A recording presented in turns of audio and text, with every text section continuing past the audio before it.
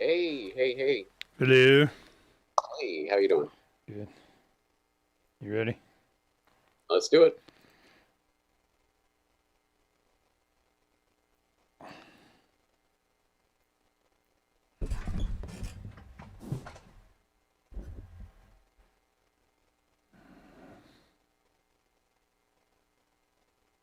It's time for Declare Your Independence with Ernest Hancock. Believe me when I say we have a difficult time ahead of us. But if we are to be prepared for it, we must first shed our fear of it. I stand here without fear because I remember that I am here not because of the path that lies before me, but because of the path that lies behind me. I remember that for 100 years we have fought these machines. And after a century of war, I remember that which matters most. We are still here! Tonight, let us make them remember we are not afraid!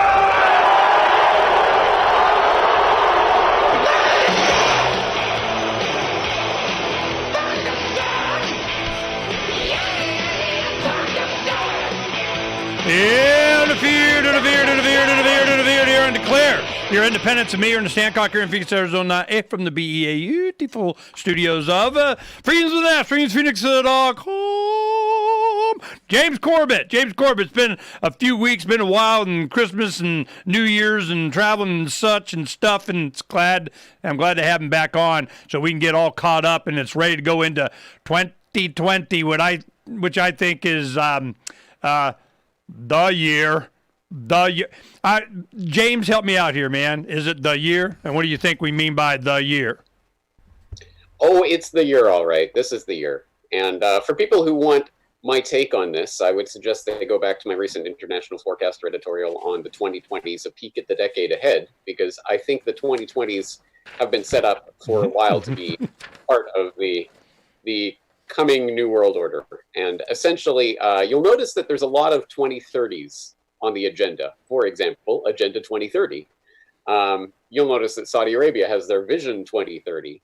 I believe the Belt and Road Initiative that China is launching has some 2030 end dates in mind. There's a lot of things that are apparently going to happen during the 2020s. And in my mind, it all swirls around technocracy and the fulfillment of the technocratic vision that is going to merge man with machines and all of that kind of pie-in-the-sky nonsense that is going to be used essentially as a lever and a tool, surprise, surprise, for the dictators and would-be authoritarians to have more control over our lives. So you think 2020 is the, it's just, if we're going to do 2030, we got to get started 2020. We're going to rock and roll and whatnot.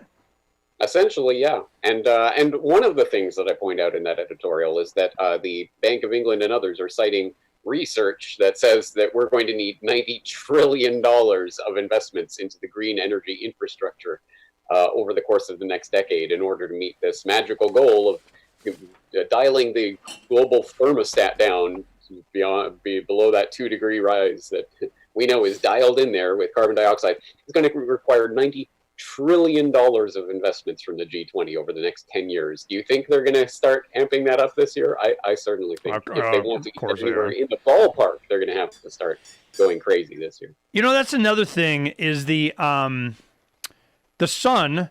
We started with this back in 05, 06, around in there. We had a astrophysicist, a female, I can't remember her name, from Harvard, and I was talking to Professor Mike Ball, and he goes, or Tim Ball, and he goes, yeah, I know who she is. Her name is blah, blah, blah. She got excommunicated from everything after, and yada, yada, yada, yada. I'm going, really? Okay, well, yeah, how's she doing now? Well, I don't know, not too well, But she called it. She says, it's the sun. It's going into a quieter phase, and now it's the quietest it's been in hundreds of years.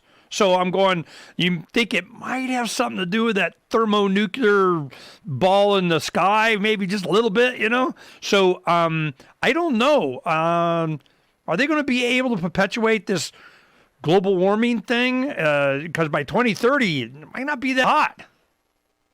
Well, you notice it's not global warming anymore. It is climate change, or climate emergency is actually the newest one that they're trying to push.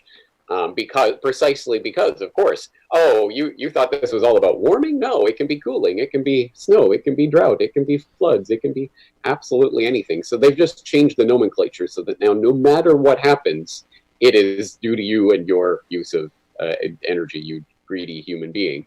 But just to back up what you're saying, NASA itself, for its solar activity forecast for next decade, favorable for exploration, talking about the upcoming Artemis missions and all that, is noting that the forecast for the next solar cycle says it will be the weakest of the last 200 years. And that does have profound implications for the climate and the way things are trending. So yes, I think the people who have been pushing the alarm on the Earth is going to explode, is heating up so much, are going to have egg on their face. But they've already not going to change anything. They're going to do it anyway. Exactly. They've already got it baked into the cake. They're going to say, no, warming, we meant cooling. We meant whatever happens, it's because of you. Yeah, that's why they changed it to climate change. No. It's like there'll be some temperature today. The temperature will not be the exact, precise same as it was yesterday. Thus, you are to blame. Yeah, I didn't know this until recently, but there was an 8-track of a comedy skit. There was a guy, he goes, the hippy dippy weatherman. Yeah, dude, there'll be some weather today. That was George Carlin. I didn't know that from back in the day. So this is your peek into the decade ahead, and certainly 2020. They're going to do what they're going to do, and they're starting it now, and they're putting their foot to the metal, and we're going to see what's up.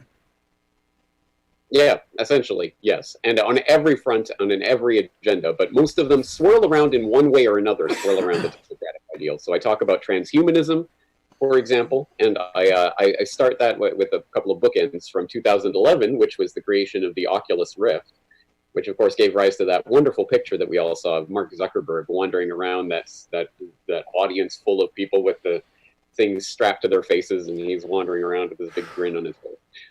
And then 2019, the end of the 2010s, was of course Elon Musk and his big Neuralink presentation. Oh yeah, this company I've started, we're already getting underway about the brain computer interface, and we're hoping for FDA approval for human testing starting in 2020.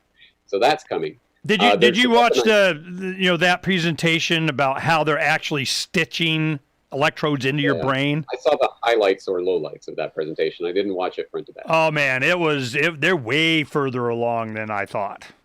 It's direct Matrix crap, man.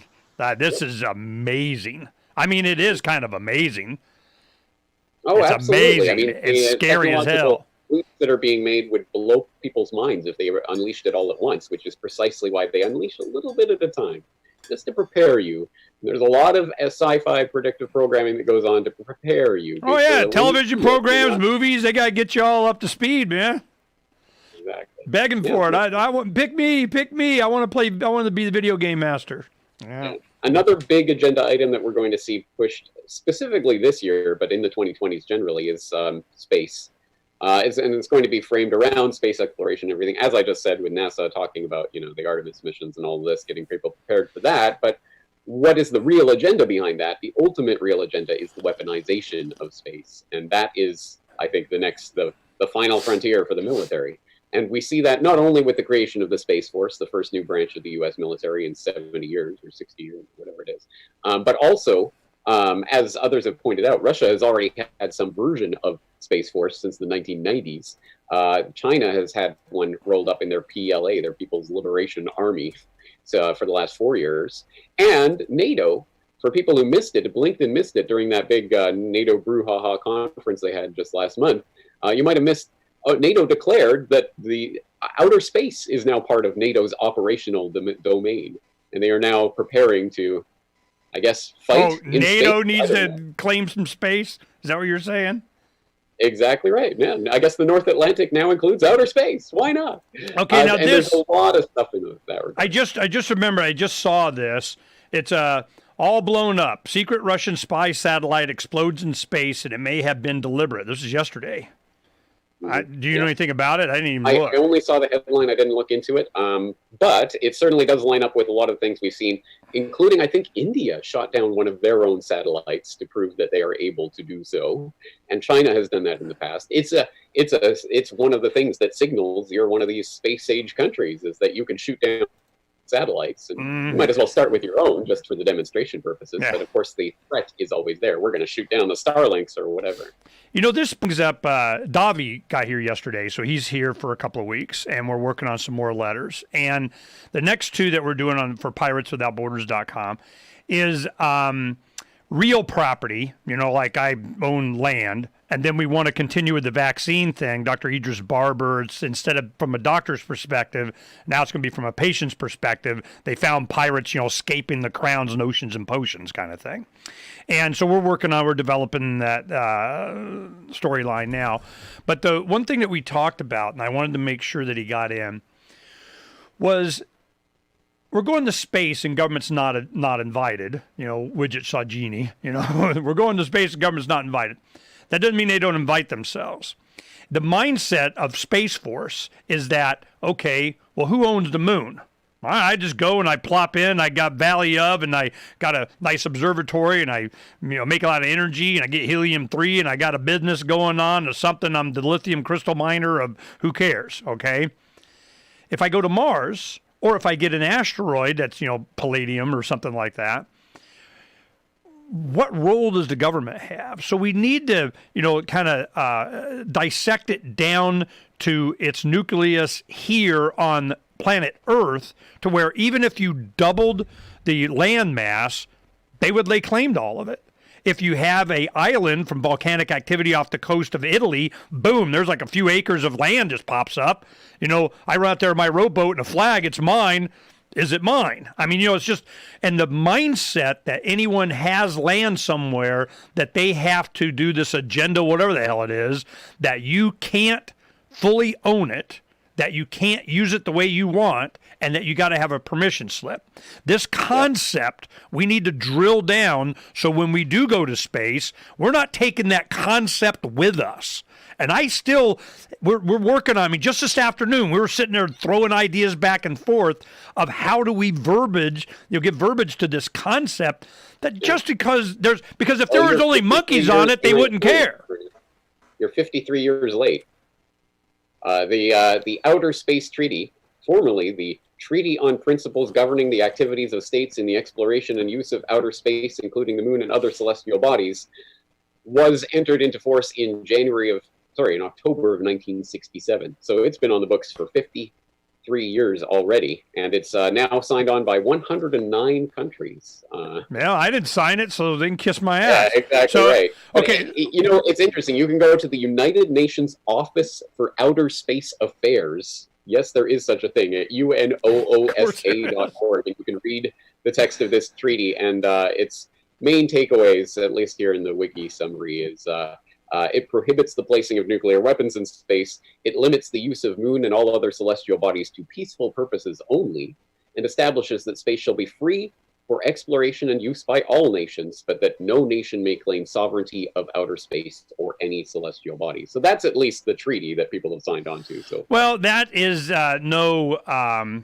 government, no nation or something, but I guess I can claim property right with my ion cannon. I mean, I go, this is mine, thus saith the barrel of this. I mean, so this is, we're thinking, any input you could have, even if you something goings on your mind, later, send me an email or something, because we're going to be working on this for a couple weeks. Well, I think you should look at that treaty at any rate to see what they say about it. Yeah, sure, absolutely. Well, I don't want to, of course, but I don't want to give them any credit because I don't care what they because they don't care about me. And they don't. Yeah, that's the thing about this. Ultimately, might will make right in their eyes. And do you really think that the next space race that they're already starting to hype? There's a space race coming. It's going to be China versus U.S. Who's going to get to Mars first? And whoever plants their flag is going to say they own it and all of this. I mean, it's going to be the same. Doesn't matter what they say. But this is one thing that's interesting is that The Moon is a Harsh Mistress, a book by Robert Heinlein, back in the 60s was about a penal colony, kind of like Australia was to Europe, but England. But the moon became a penal colony, and then, of course, after you're up there a while, you're stuck. And it developed a culture, and eventually they freed themselves, declared independence from the Earth. Well, they're at the top of the gravity well, so they just, lobbing railgun of, storage containers or shipping containers full of dirt or something, and it's like a freaking meteor. Well, they win, and, eventually, and freedom reigns. But I'm going, now I know why that movie. I thought it was an awesome book. It had artificial intelligence, it had space, it's the moon. It just, there is no way in hell the government's gonna allow that movie to be made because it gets people thinking this way. That was the whole point. Yeah, exactly right. Film literature, New World Order number 33. I talked about David E. Friedman, so people can go back in the archives for that. Number 33. The fact that you even remember it, you're the man. Okay, I had to look it up, but yeah. Okay, 33. What's the name of it? What was it about? The Moon is a Harsh Mistress, Film Literature in the New World Order, number 33. Just type Moon is a Harsh Mistress into my search bar. You will find it. I'm talking to David D. Friedman about that book. You are amazing. That's awesome. Thank you. This is, all right. Davi, I got to get him in here. Hold on. Davi! I just want him to come in and just listen to this, the treaty and the Moon is a Harsh Mistress, number 33. Damn it, I got to write this stuff down. Freaking James. What is some of the other stuff coming up this year, you think? Well, obviously, unfortunately, this year is the selection circus cycle. So that's going to dominate all U.S. headlines for the next year. And again, whoever wins, we lose. The politicians win. And I think that's going to be the main thrust of this, which is why I hope you can insert some monkey wrenches into that work. Oh, we are. This is, I haven't talked to you for a little bit. When was the last time we talked? It was probably... In like 3 weeks, maybe a month. Okay. Do you know that Don and I are going on the road? Did I tell you about that? Okay. Yeah. That, what we did, one of the things, project that we did, Davi's here. Davi, say yo, what's up? Say hello. Hey, how's it going? What James is suggesting is that the space treaty of 67, we definitely need to read that, get their mindset of how they rule, whatever. Yeah, I'm writing it down. I got it here. Okay. And then episode 33 that James did, Moon is a Harsh Mistress. Yeah, definitely similar. Yeah, so that, this mindset. I mean, the Moon is a Harsh Mistress. I haven't heard the episode. Yeah, no. So this is really good, and I want to do that. And I apologize. I want to make sure he gets up to speed on what we were talking about here. But the what was the other we were just talking about? Oh yeah, what we're doing is we did 30 states. We had enough DVDs for them to give every legislator a DVD, on vaccinations. Just a little bit from a pro, kind of vaccine doctors and research, but they got questions, stuff happened. They're like, I don't know, man. We're kind of, so it wasn't like, this anti-vax thing. That's what they wanted to do. Now, I had some other, True Stream Media did a thing on censorship, on how it's the First Amendment's gone on the vaccine issue. You can't even freaking talk about it. So did that, and Dr. Needus from the Cleveland clinic, which is a very prestigious, wellness clinic, whatever there, and he questioned vaccines in an article, boom, he's fired. And he'd been there like 17 years or some crap. I'm like, whoa, man, these guys are in a hurry. There is something going on. So we did that. Then we have safe Second Amendments for Everyone videos, a 5 video compilation that has a bunch of Jews for Preservation of Firearm Ownership stuff, like The Gang, which is about the BTAF. Then we had the Second Amendment, which is kind of a primer, a patriot kind of thing, and with George Washington kind of stuff. And then we had No Guns for Negroes, No Guns for Jews, and these were like, why they didn't want them to have guns. And then there was another one, Innocence Betrayed, about all the millions, 160 million people that were killed by their own government after they got disarmed. So when we send our stuff, the vaccine stuff, to Virginia, guess what? A bunch I'm sending them, a bunch of the Second Amendment stuff too. So there is 30 states, or they just got them like this weekend, and it's just, so I already know what's going to happen. And then, of course, we're going to hit the road and start doing this kind of stuff, because I think you're right. 2020 is it, and I don't want to get caught being a victim of it here, doing kind of, Donna and I, we're doing this for our grandkids and so on. We'll be coming back, spending time with them, but we're on the road for a year. We're going to be, boom, because a lot of times it's tipping point. It's right there. It can go either way, and knowing the impact that we can do, and with your material and so on, boom, we could just easily make it go one way or the other. Well, I'm making sure that Berlin Wall comes down with this little bitty rock hammer in Shawshank Redemption. I mean, it's freaking going. So we're working on it, and I think this is the year. I think you may be right. And at any rate, if we don't try, it won't be the year. It won't be the year for us. Right. So I think we have to insert ourselves in this conversation. And that's the only thing that I'm interested in regarding this election service, is the ways that we can use the judo move to use the inertia against itself of the system, flailing out in all directions. Hopefully we can, make it stumble off course at the very least. Have you been reading any of Jacob Hornberger's stuff? He's been writing a lot, like every day. No. It's weird because I think I'm subscribed to the feed. Future Freedom Foundation. Well, he does. Yeah, Future Freedom Foundation, FFF.org. He doesn't, he puts it on there, but I don't think he kind of promotes it as much on there. But you just put in FFF.org, and you go, you'll see Jacob Hornberger is not in the top 6, but it's the first one of the blog posts down. And every day, it's a U.S. and this, and the U.S. did that, and the government that, and the people on every issue. He is definitely building up a library of, I said this about that. Well, we're going to see him next weekend, not this coming weekend, but next weekend at the Arizona Libertarian Party Convention. That's here. It's in Tucson. So Davi and I are going to go down there, say, yo, what's up? So we'll get to see some debate and, and vote and kind of and stuff. You know what it is? I've just realized I'm subscribed to their daily articles, but he has a separate blog that isn't part of the daily articles. So I subscribe to the wrong thing. No, it's you dig it. It's definitely James stuff, and he's really smart. And this is what's going to, I'm not waiting. I'm not hoping somebody else is going to do something. We're getting ready. We're going on the road, and we're going to document it. That's another thing. As we do this is, it's one of the things that Davi is going to help me with while he's here. Is Davi and I have done the artwork and the profile pages and everything for like every social media there is. We have those channels. Whatever it is, we got it. Okay. But we don't really use. I don't want to warn them. I'm like, here he comes, and that one's chopped off too. So,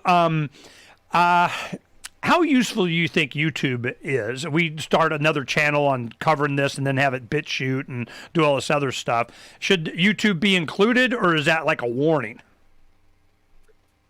I guess it depends on your ultimate philosophy. My philosophy is I'm going to use that as an outlet while I can, because it is still the default for 99.9% of the normie population. Everyone goes to YouTube. Plus, it's now built into all the smart TVs and everything. So if you are not on YouTube, you are simply not going to be seen by a lot of the people who I presume you want to be seen by, because you do not just want to preach to the choir. You want this message to get out as widely as possible. Unfortunately, in this day and age, that means you need to interact with the beast.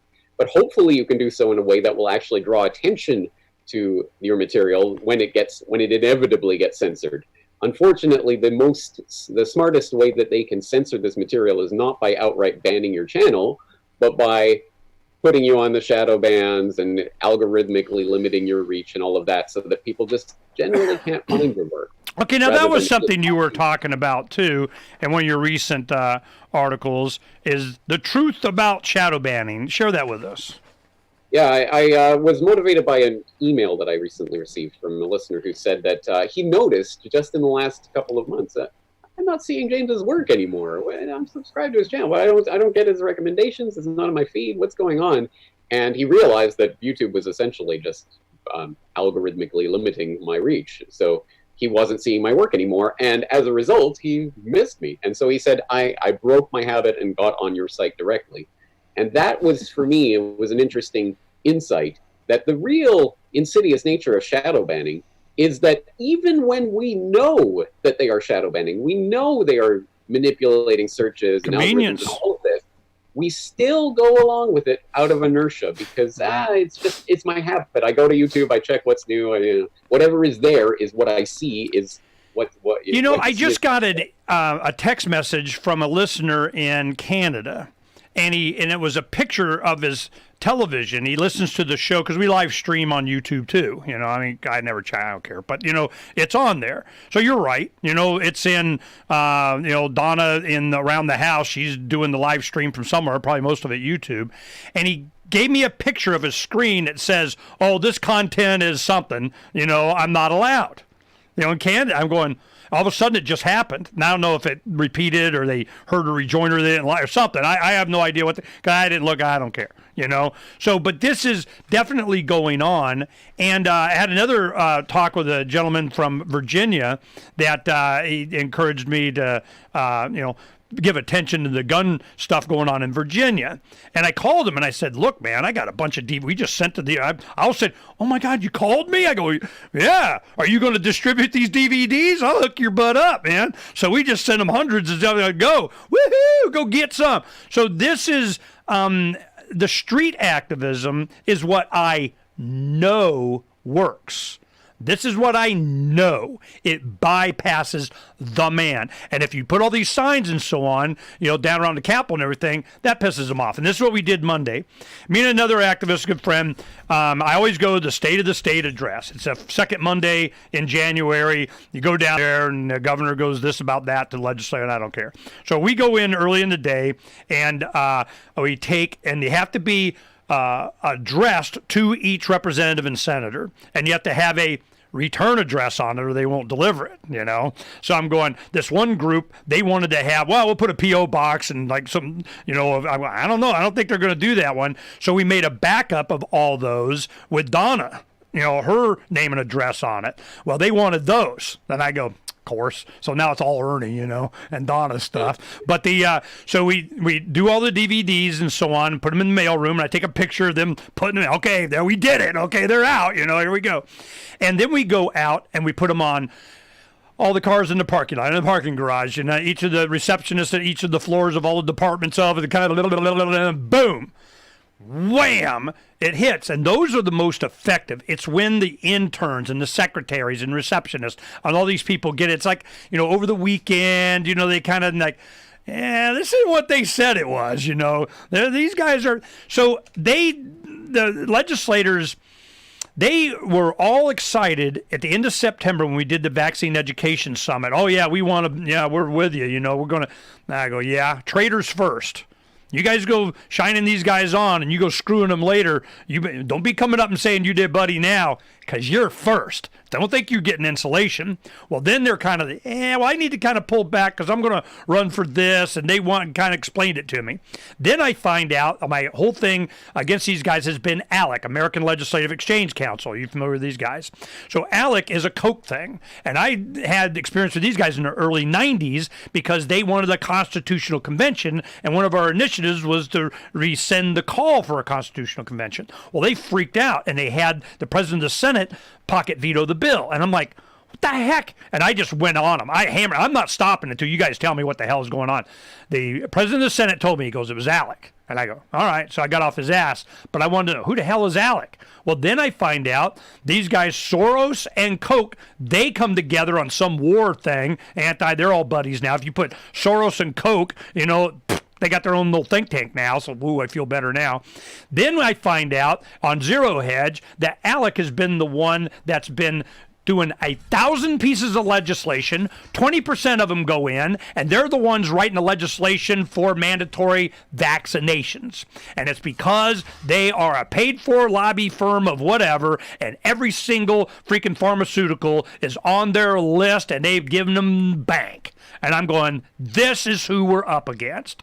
And it's the left, the right, all of them. It's all a big giant lie and a con to try and convince us that, we got to support this side over that side. And if I don't vote for this one, then a bad legislator. They're all bad. The whole thing is bad. How far off am I?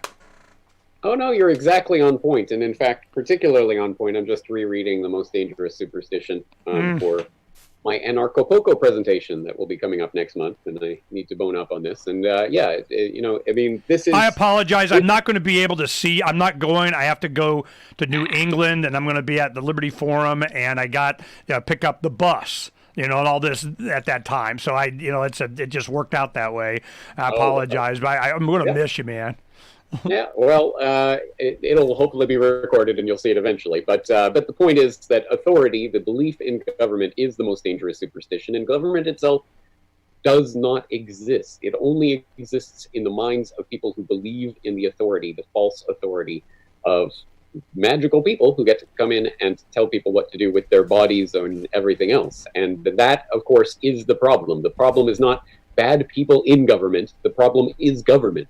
And once we get our heads around that concept, we can overthrow the main obstacle to human freedom, the flowering of human freedom, the things that you and I know are possible if we only got these roadblocks out of the way. And the roadblocks, unfortunately, are not just government agents, but the vast majority of people who are willing to go along with it because it's authority and you got to do what they say. Since we talked last, and thank you for putting up the episode that we did on, because because when you're doing the show, you're not really, you're distracted and thinking. When I got to relax and sit there and listen to me mostly going on, but but the thing is that had such a big impact on me. Is this understanding of what we're up against, this sociopathic kind of tendency? They're taking advantage of our good nature. And I need to steal the people. That's why I want to go around and kind of amp this. Look, man, you're not the bad guy. They're the bad guy. This is how we deal with this. Our Freedom 101 thing that I did with L. Neil Smith stuff, that just answers a whole bunch of the stuff, the way that we do this activism. What do you think? You're in Japan. Are you primarily worried about United States? Is it NATO? Is it Western world? Is it the whole world? Or are you kind of focused on America as the bad guys? Well, it's all related, isn't it? And the decline and collapse of the American empire, at least as it's existed in the post-World War II era, will affect everyone. And that's both from the perspective of the American empire being the evil aggressors, but also from the perspective of, well, what's going to come in to step into that power vacuum? And, neither is good for the average human being. It's just that people can be made to go along with it because it's easy to see an evil aggressor like the American empire going around bullying the states and to see, oh, these guys are against them, so they must be the good guys, because that's the way we've all been programmed and conditioned since childhood through all of our Hollywood predictive programming. Well, these are the bad guys, these are the good guys, these are the good guys, these are the bad guys. It's always black and white. It's, of course, not like that in reality. It's just a question of which gangsters are seeking to rule over you. But as I see the American empire starting to collapse or at least corrode, on the road towards collapse, that will be the big power vacuum that is the thing that creates the incentive for the other thugs and tyrants to step in and try to fill that power vacuum. And that's always, if anything, at the very least, you can say over the last 7 years of Pax Americana, it's been stable for the developed Western world, right? Relatively so. No major wars and that type of thing. No blood-slinging bodies up against the fence kind of wars, but they wage every freaking other kind. Of course, I'm saying in the developed world itself, in the cocoon of Western Europe and North America and No. Japan. The point that I'm making is that, while they're stripping all of your value of all your retirement of everything you made over 30, 40 years, that's violence, man. That's like taking your time, which is part of your life. They just take to your life. They take a big giant ladle and they just scoop it out. Yeah. And they go, "This is not yours anymore." And they'll do it later and delayed and death taxes and a generation or whatever the hell. Children and their children that are going to suffer from it the most, which is the most disgusting part of it. Yeah, no, to think that just because they haven't dropped bombs in Cleveland yet doesn't mean it doesn't look like it got bombed. Right. This is it. One thing I wanted Davi to participate in this, because we're going to leave from the inspiration to James Corbett right now, going to start writing letters on this. Think about, we look at Munazahar Schmiss's episode 33 from you. We're looking at the space treaty of I don't care, but I will get their mindset. What do you think it should be? We're capable of. I've got this asteroid. I got this corner in the pole of I'm making whatever and bunch of lithium crystal off of Europa or whatever the hell. And I'm going to argue what? I'm going to give what verbiage is going to protect me, or I just got to have an eye on it. I personally would not argue for what it should be. I would only argue against what it should not be. And that's a pretty important distinction, because it is not for you or me to come in and say what should be happening with regard to the exploration or that sort of thing. The only real question, the only question that has any sort of moral relevance is who gets to step in and stop this or that thing from happening, and in what way and in what context. So who is going to stop, Mr. Asteroid Mining Space Developer from going to that asteroid and mining it and bringing it back? Who and under what authority are they going to stop that from happening? That's the only real question that matters. And unfortunately, if we just leave that to be solved by the status quo answer is going to be might makes right, and we will stop you because we can stop you. Okay, now define might. It could be just an agreement of people, the purchasing guild of I'm in the club of I'm not buying your crap. I mean, made in America or China or Japan or somewhere else. No, we just all agree. Yeah, but it's really cheap. I don't care. It's general public opinion, or it could be with a gun. What's your input, Dav? What do you think information we need to start writing? I guess I'm not sure what the question is. How should what be done? That we have when an individual leaves the gravity well, we're out and I'm on Mars, or I got an asteroid, whatever. Mm-hmm. The Alliance is going to come in their Space Force cruiser, and they're going to explain it to me. And you go, no, you can't, because. Now, it's basically going to come down to I got a gun or somebody else is influencing or whatever, but there has to be a moral reason. There has to be a legitimate people take and assume that position because it's really cool for turn of phrase or something. No taxation without representation kind of crap. Something. I'm just wondering. So the question is, what attitude do we take into space? Yeah, what do you think, James? Is it an attitude? I think essentially this is the prime example, the prime case for Lockean homesteading principles, is it not? Outer space is not homesteaded yet. You go and homestead it, it's yours. That is the principle that has guided people for hundreds of years, at least theoretically. Yeah. Well, it's time to put that into practice as we start to head out into space. I keep thinking of it in terms of like Robinson Crusoe, because the first people out into space are the ones who are needing to go out and kind of tame the wilderness. You know what I mean? And they when you read into rights theory and all these ideas, you get into this dilemma where like someone who's alone on an island doesn't have to worry about property rights. It's really like they have a different attitude because they're in a completely pragmatic environment. And so the first people who go out into space, the first people who colonize and find resources that they can sustain themselves to breathe with, and eat, they're in such a pragmatic environment that it's hard to infuse principle without wanting to violate it when it becomes necessary for some reason. Not die. You know what I mean? Yeah.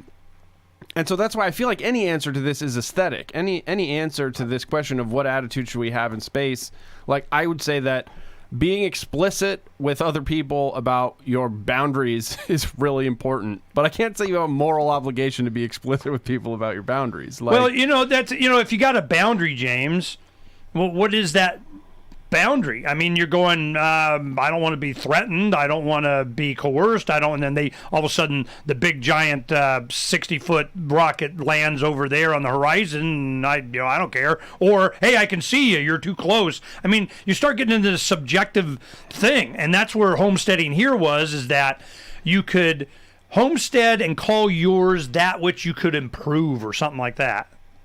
What was the idea of that? Yeah, absolutely none of this is different in outer space than it is on Earth. It's only different in the pragmatic sense of what is physically possible in space. And that, of course, remains to be seen. Unfortunately, the real problem with all of this is that the only people at this point who have the resources to effect any of this in reality are the big nation states or the multi-billionaires. And unfortunately, that seems to be the people who are most likely to start going out and colonizing space, unless more people join the pirate movement and working together are able to help move this technology for the people and actually use it for our own purposes rather than wait for the nation state to go out there and do it for us. It's going to happen. I give you an example. Musk goes to Mars. It's 25 years later. They're starting to get kind of stable. People are accumulating capital in the form of oxygen and water and whatever the heck. And they go, yeah, we're outside of your collective, this piece of crap, dome living of whatever, and we're going over here. So they go on the mountain range on the other side, and we're over here now. Well, is it going to develop to the point to go, you're not allowed, or you're taking the smartest people, and they need to be here? It's going to be the same reason and justification, because we need, so therefore we can force an individual to whatever we need, and the collective means more than the individual, whatever. So this is what we take with us. It's these justifications, and somebody put me in charge. I got a shiny badge, by the way, I got a gun. So I need to kind of, as we do this and we write this letter, and it's really about property. It's going to be property and my property. So when we do that, we need to address this in such a way that we make it clear, we gone pirate and we be in space, boy, girl. We're not taking your crap. Because we just had last week, Vivine Davi's working with them on making the Orville fan game. And they've gone real pirate on this thing. And when you have the copyright and Disney goes, well, you're not allowed to, screw you. The crew on the Orville came on the Precariat and we blew it up, and now we're all pirates in space and screw you. Which is certainly, once they get that attitude up here, go ahead and screw with this. We just go pirate. I love that. What do you think, Dov? Is that kind of what they'll do? It's like, what I love about the Orville game is that we win no matter what happens. Like, if the studio does nothing and they let us use their intellectual property and they never give us a cease and desist, we win because we make a cool game where we're infusing this Orville franchise with these pirate ideas. If they send us a cease and desist and the studio says, you can't use our intellectual property, well, we just got a kick-ass space pirate game, right? So it's like, either way, it's the attitude. It's just publicity. But the thing is that what I'm really hoping comes across is that the writers of the game have this attitude. We are colonizing space in this game. There are places in space that the Orville show hasn't gone yet. We're going there. We're claiming them. We're building species they haven't built yet. And hopefully the player kind of recoils and says, oh my God, you're violating intellectual property rights. Like, yes, the writers themselves have the attitude of just do it. So it's an attitude. You say go into space is an attitude. What do you think that attitude should be, James? Yeah, I know how to answer that. Everyone will have their own answer for that, and I'm not here to give that motivation to people. Some people are just interested in exploration. Some people are only interested in getting some resources from outer space and bringing them home. I'm not here to adjudicate on people's motivations. But it's going to be the same motivation. That I care about is the same ethical principles that stand on Earth stand in outer space as humans move out there. I mean, it's the same thing. There's no distinction whatsoever. Yeah, I'm thinking that there's a root truth to all this stuff. It's like Declaration of Independence. There's phraseology there. There's phraseology in great articles. There's phraseology in a lot of your reporting. And there's a phrase, it's always kind of, that. That's what inspires people, is just a truth, a fundamental truth. And the fundamental truth that I'm really coming to grips with is that we are always better. It's like Most Dangerous Superstition book that you're rereading. It's if we can abandon that, then the space is the limit. I mean, it's just so. I mean, what would be the worst that would happen without government? We'd have like a big riot or something instead of a war. I mean, what happens when you don't have a government in charge of you? That's a good question, and that's for humanity to answer. Woohoo, I mean, let's find out. I sleep better.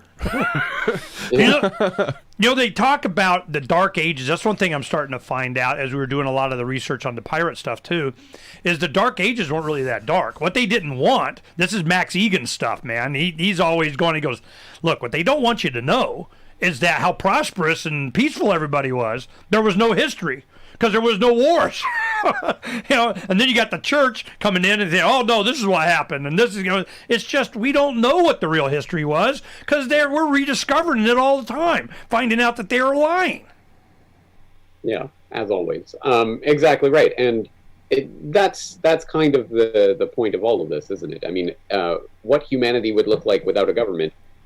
Some things would be great, some things would be horrible. So there'd be a lot of mixture because humans are a mixture, and that's ultimately the point. It is what humans make of it. And but the point is, do we have the expression to be human beings and to express that and to live up to what it is to be a human being, or will we be controlled automatons moving into the future? And that's the ultimate vision that I think Agenda 2030 ... is ultimately about, is about moving us into a state where we are essentially biological robots. I got a response from a listener on our show that we did last, and it was, you talked about Walden 2, okay? And I wasn't familiar with that. I didn't know you were talking. I thought it was like, Thoreau wrote another book or something. I mean, I had no idea what the hell it was about. And then I went and looked at the wiki because somebody, a listener was, commenting on it, and it had an impact on them, and they, whatever.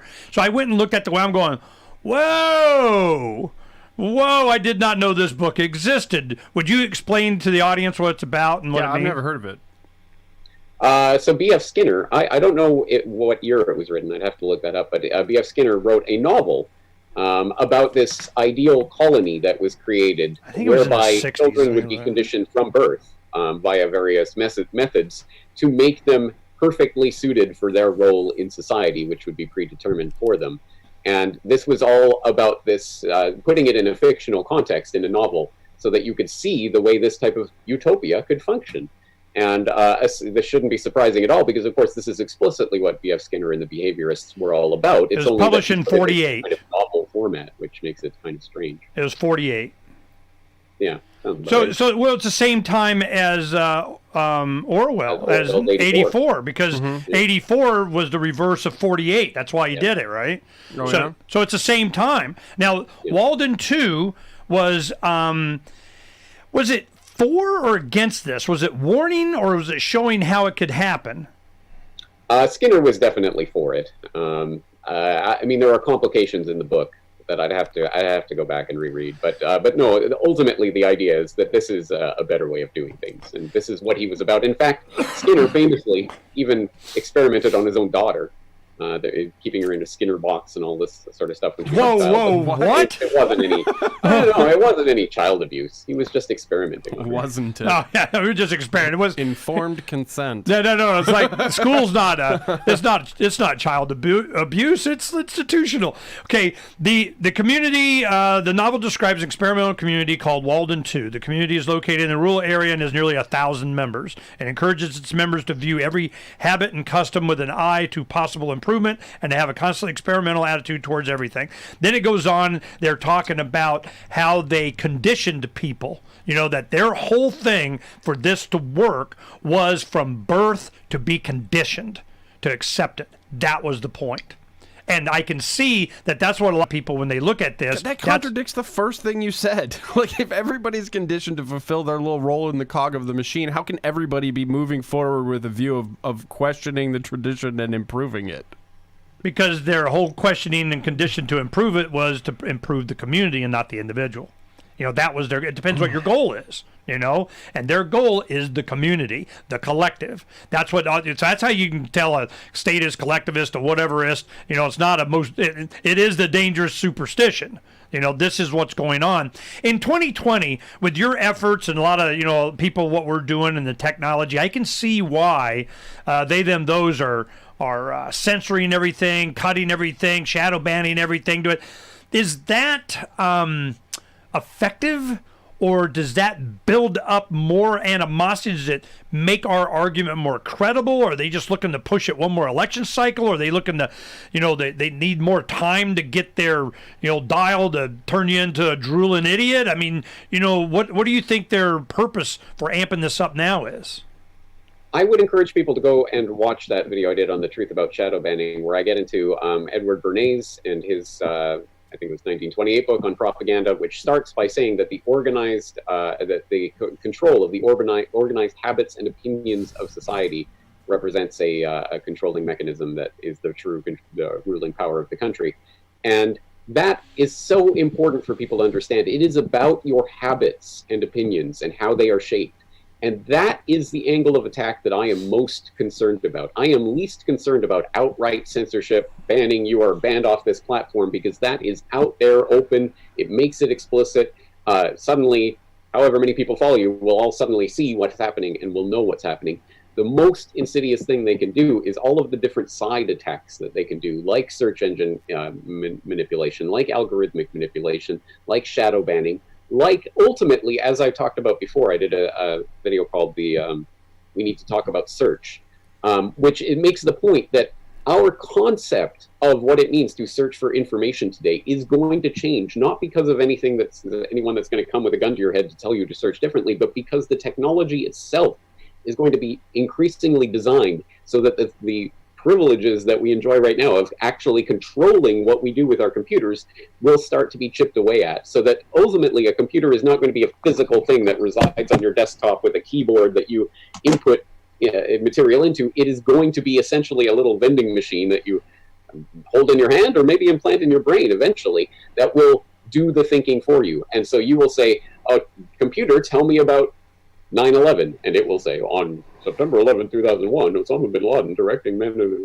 blah, blah, blah. It will give you that. Don't ask there will and be don't no forget. possibility to do what we do now, which is to refine a search or to exclude certain search terms. That control will be taken out of our hands quite literally, and that to me is the most important part of all of it. You know, I want to give people a real life example that I experienced with my children.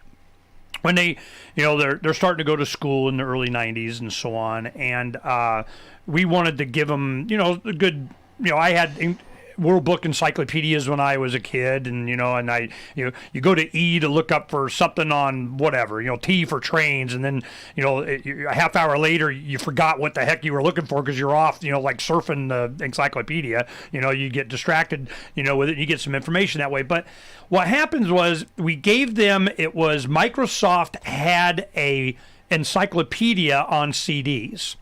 So I go, well, this is cool. We'll get that. That'll be, you know, use the computer and search for whatever. It was so homogenized. It was so pasteurized. It was so much crap. And it wasn't like they didn't have room. I mean, they could have more room. But then, you know, think about it. You got like, 20 whatever editions, 30 or something like that, you know, depending on your bookshelf, you know, how many editions you get of Britannica or something. And it's 20 years later, and you got so much more information, but it's the same number of pages. What happened? What happened to all the, you know, the information, the old stuff? Something had to be given, you know, pasteurized, put down into a paragraph, edited down to something, make room for whatever. So you just kept losing stuff. Well, then when we did the best thing that we also had all of National Geographic's on disc. And you went to it was a page by page, PDFs of everything. You could search the text and everything. I was like, that was cool. You know, that you could get a lot of geography and you get a lot of stuff National Geographic on that. So that was more effective and useful than the encyclopedia from Microsoft. When you did that, and I'd look at that, I'm going, this is crap. We threw them away after less than a year. It was the biggest piece of crap, and now it's getting worse. It was the same kind of people doing the same kind of stuff, and now they're trying to do it to the internet. And it's not that they're, you know, the information's not there, and where it is, like you go watch James Corbett stuff, you're not allowed. What? Who is this? What is their ultimate goal? You see my point? These are the questions that I ask. Yeah. Yeah, well, this isn't a big mystery. This isn't difficult to comprehend. This has been written about since, 1948 with 1984 and the memory hole. The whole point is to control the past so that you control the present and control the future. The access to information, as well as the information itself, is absolutely vitally important in controlling a population. Every tyrant throughout history has understood this. This is why they used to do the outright book burnings and all of that. And that's why the book burnings of the 21st century are such things as when Kindle decides that your version of 1984 is unauthorized and they yank it. But don't worry, they'll put a bit of money back in your account to refund you for it. But yes, literally, you remember that story from a couple of years ago. They literally book burned 1984. They memory hold it for a bunch of Kindle users. You know, there was the one thing that the Crown always had is kind of the steam valve. For some reason, it seems like it's a court jester. You know, it's a comedian.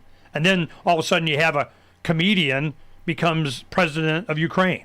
You know, I'm or going the United States, or Italy, or the United States. So so this is there is something going to break this year, and I think it's because it's nearing the end game. There's a desperation on they, them, those. There's an awareness of the people, and there's a battle that's going on right now, and I'm wondering, what's the form it's going to take? Because it's like in Virginia right now here in the United States. They're like, Democrats took over the House and Senate, I guess, and the government, whatever. They got, enough chutzpah and enough confidence that we're going to ban guns in Virginia. Now's the time. Well, then you got all these sheriffs deputizing people. They said, all right, well, our county doesn't have it. You got sanctuary counties and cities and everything. You look at the map, and it's the teeny tiny little pieces of we control the legislature in Virginia. And I'm going, did they bite off more, or is this they're just going to do it? And it doesn't matter even if they just did it. There's a bunch of people, they don't give a crap if they just did it. It's the law. I don't know. What do you think's going to happen? You've been watching this from afar. Yeah, that's the thing. I'm a Canadian in Japan, so take everything that I have to say about what's happening domestically in the United States with a gigantic grain of salt. But I am not feeling particularly optimistic. I'm not feeling the Levolution in the air this year. I don't know if you are. I hope you are, but I don't see it online at any rate. No, I don't. It's taken the form of trusted Trump, but it's there. And of course it's there. It's always there. It's just, if it can be, directed, if it can be, just fed. See, a lot of people, they want to have, this is the battle that's going on in the vaccine movement. I can see it now because I don't go on Facebook and I don't care. I'm just take care of my own thing and how can I help anybody? Then I have, when you start helping all these people, ooh, no, pick us. No, pick us. No, pick us. We're the database of the head thing everybody signed up to get to the what. This is like, no, not them. They're not good. We're the ones. I'm going, whoa, I've been through this before. And I'm going, no, whenever that happens, I just help everybody. Because I'm going, at least somebody's off their butt. I don't give a crap. I'll help you. You're helping them and not. Wow, is it that bad? When it gets to that point, that's when you start having the overwhelming, because there's all this market out there. Somebody's trying to consolidate. And a lot of times, a lot of these groups are the bad guys, or they're going to be taken over by the bad guys, or they're infiltrated by the bad guys, or whatever. So that's why I don't pick. I'm just like, no, we have information. Here's a James Corbett video you made 10,000 copies of, and peace out. So this is the kind of thing that I see before the Ron Paul Levolution. Nobody saw it then either. They're like, what the hell? He's some old guy from, who the hell's Ron Paul? They didn't see it. And I go, why didn't you see it? What were you paying attention to? I got the exact same feeling this time for this. That's why we're doing this. Because I'm going to show James and everybody else, I'm going, if you're looking at the right thing, which is what? Understanding. That's it. You just go, okay, I get it. Somebody said... I hope you're right. But the one difference between 2020 and 2008 is that we have had the Levolution now. We've seen that. It's played out. It's happened. It was politically squelched, and we've moved on from that now. So that is history. That is rearview mirror stuff. So now it's going to be an even harder sell, because people are going to look at what happened and go, no, I'm not on that losing team, that Ron Paul nonsense. No, I'm on the Trump train. Yeah, we're going to win this way. And you don't want those people. It's also that the establishment has learned from those tactics. Right. Like, that's why they're banning was unprecedented in the Ron Paul campaign, especially the 2008. That now, if you look at campaigns now, it's like he revolutionized the way that people grassroots organize online, and now most of the Democratic candidates are trying to emulate that. They can't. See, that's one thing. They can't, but it's like they learn from every success that we have, and so if it's not a complete success, it's like feeding the enemy tactics. No, I think that everybody's always fighting the last war. So what happens is, that's why we're going to the street. You know, these DVDs are sitting there burning a hole in my pocket, 25,000 of them for freaking years. Of course, I've done hundreds of thousands, but I had these left just for this, just to demonstrate. And it's also going to be antiquated technology, but they're cheap. You know, they're free since I have them, but I mean, they're cheap. You're going to win the next war, not by fighting the last war, but by fighting the last war. Right. Well, no, the goal is the same. You know, to me, is the goal has always been the same, is that you get stuff in front of people. But now, I was talking to Dr. Sherry Tenpenny. She's a big activist in this field that I didn't know. I mean, you haven't talked to Sherry? Who's Sherry? Oh, she's been around since 2000. She's the head, person in charge of, oh my God. And I'm going, cool, well, let's talk to her. I have her on. You haven't heard of me? I go, God, you're assuming I looked. I mean, I don't care. I'm doing, stuff here and I'll help you. You go, Cleve, yeah, I'm there. We're done. We're best friends. Because I don't care.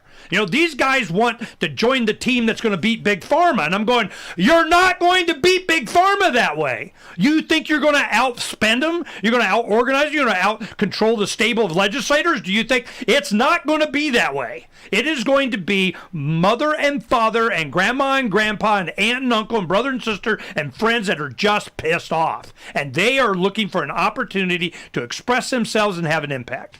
And I'm going, I want to help.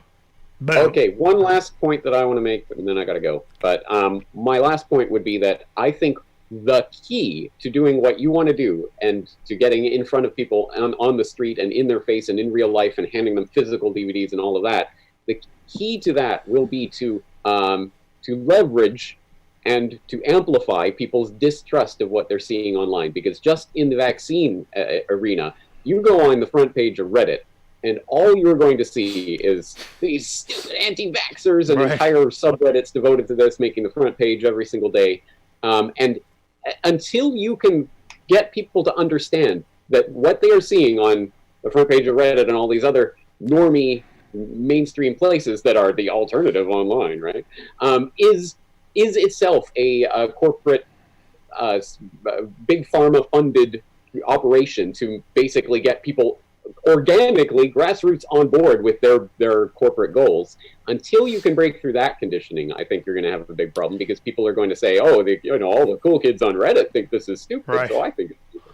You have to understand that and then get in front of their face. That happens on its own. That just happens, person to person. I'd love to believe that. I would love to believe that. Well, I had this exact... I recommend, it's a good thing to see the conditioning. Just go on the front page of Reddit every day and just make a note of the anti-vax stuff. I've had this exact same conversation before I went on the Levolution Trail. And it was with the discussion group that we'll be going to next week here. And I gave this presentation in November on the pirate thing and why we were doing that.